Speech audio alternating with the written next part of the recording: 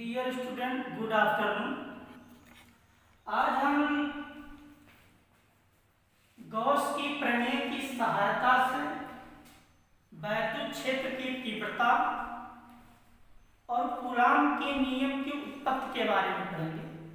आपसे पूछा जाता है गॉस की प्रमेय की सहायता से वैद्युत क्षेत्र की तीव्रता बिंदु आवेश के कारण जो उत्पन्न होती है E बराबर 1/4πε0 इंटू Q/r² और कूलाम के नियमानुसार दो आवेशों के बीच लगने वाला बल F बराबर 1/4πε0 इंटू Q1 Q2/r²। इसकी उत्पत्ति कीजिए। तो गॉस की प्रमेय की सहायता से हम इन दोनों फार्मूलों को प्राप्त कर सकते हैं। तो हमने इसके लिए एक गॉसियन पृष्ठ लिया है। गॉसियन पृष्ठ लिया है जो गोलीय पृष्ठ है।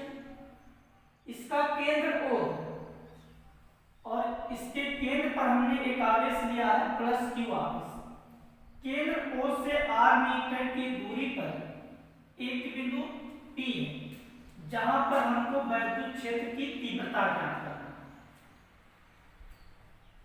अब हमने बिंदु P पर जो इसका सूक्ष्म क्षेत्रफल अवयव है वो वेक्टर T ले लिया। ये पूरा जो गॉसियन पृष्ठ है इसके संपूर्ण पृष्ठ का क्षेत्रफल जो आपका है वो A। क्योंकि हम जानते हैं जो वैद्युत बल रेखाओं की संख्या की माप होती है उससे हम वैद्युत फ्लक्स कहते हैं। तो इस सूक्ष्म क्षेत्रफल अवयव वेक्टर dA से जो बल रेखाओं की संख्या गुजरेगी उसे हम वैद्युत फ्लक्स कहेंगे। अतः सूक्ष्म क्षेत्रफल अवयव वेक्टर dA से होकर गुजरने वाला वैद्युत फ्लक्स। आप यहां से नियमन स्टार्ट कर सकते हैं। इसके लिए हम आप पहले बताया कि हमने गॉसियन पृष्ठ माना है तो मानकर ही आप नियमन कर सकते हैं। लिटरेचर आप यहाँ लिख सकते हैं कि माना एक गॉसियन पृष्ठ है जो गोलीय है जिसका केंद्र O है। केंद्र O से r मीटर की दूरी पर एक बिंदु P है जहां पर मुझे वैद्युत क्षेत्र की तीव्रता ज्ञात करना है। इस प्रकार आप यहाँ से स्टार्ट करते हैं। सूक्ष्म क्षेत्रफल अवयव dA से होकर गुजरने वाला वैद्युत फ्लक्स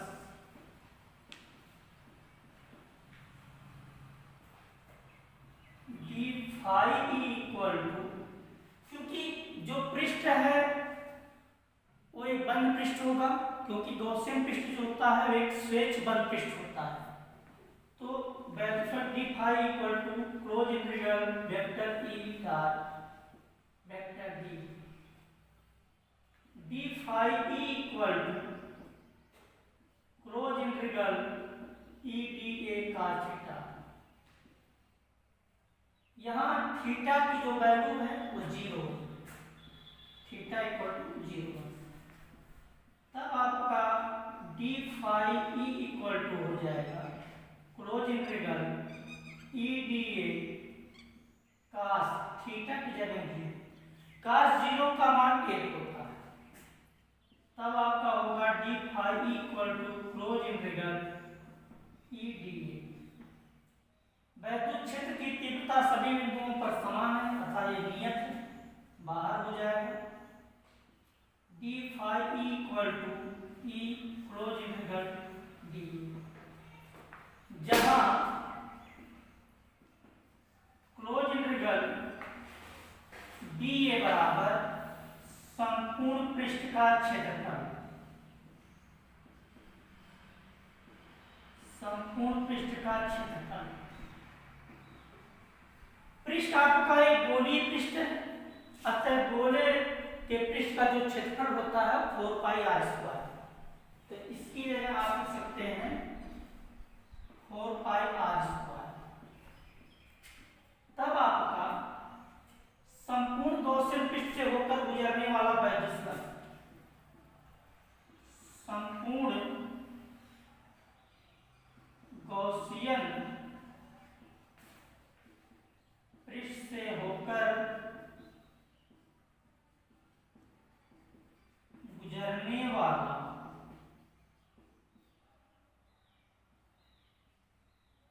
वैद्युत फ्लक्स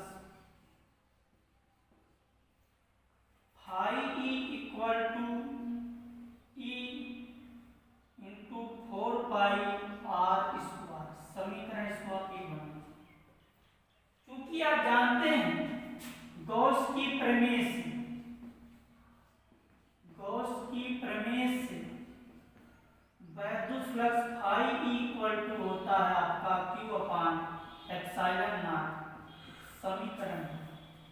समीकरण 1 और समीकरण 2 को मिलाने पर, इन दोनों समीकरणों को आप कंपेरिजन करेंगे तो पाएंगे कि इनके दोनों बाएं पक्ष बराबर है, जिसके कारण इनके दाहिने पक्ष भी आपस में बराबर है। तो समीकरण 1 व 2 से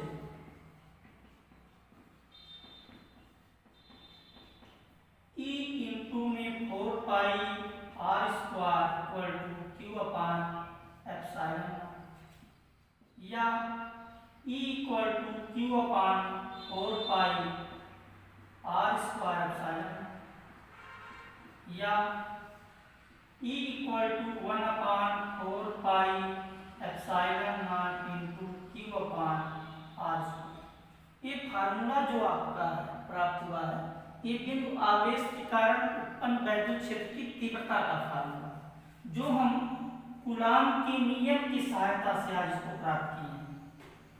अब यहीं से हम कूलाम के नियम की भी उत्पत्ति कर सकते हैं। गॉस की प्रमेय की सहायता से हम वैद्युत क्षेत्र की तीव्रता का व्यंजक प्राप्त कर लिए। यहां तक आपको पुनः प्राप्त करके कूलाम का नियम भी ला सकते हैं, जिसके लिए हम इस बिंदु P पर एक परीक्षण आवेश प्लस क्यू नॉट की कल्पना करते हैं।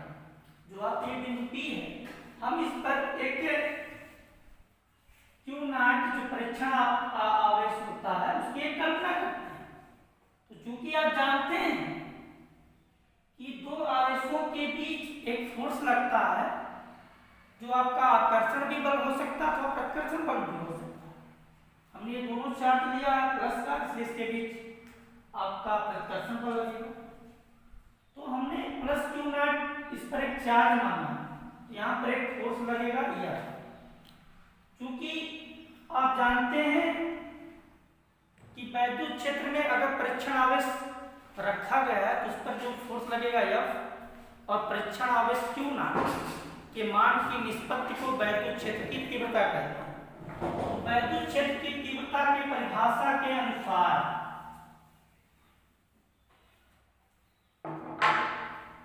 आप जानते हैं कि E बराबर आपका होता है F अपान क्यू नॉट। तब F बराबर आपका हो जाएगा E इंटू क्यू नॉट।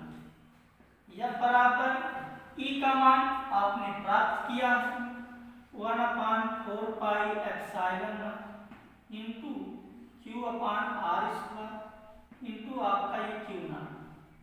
आप इसको एक तरह से सीरियल हल कर लीजिए, 1 upon 4 pi epsilon naught into Q naught upon are square, मात्रक इसका न्यूटन।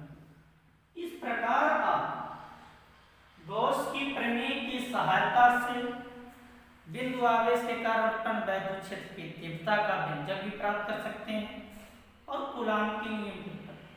अगर आपसे केवल वैद्युत क्षेत्र की तीव्रता पूछता है तो आप यहाँ तक सॉल्व करें। अगर कूलाम के नियम की उत्पत्ति पूछता है तो इतना तो आप सॉल्व करेंगे, इसके बाद इतना आप पुनः यहाँ तक सॉल्व करेंगे। इस प्रकार कूलाम के और बिंदु आवेश के कारण वैद्युत क्षेत्र की जो तीव्रता है वो आप क्या गॉस की प्रमेय की सहायता से प्राप्त कर सकते हैं। अगले लेक्चर में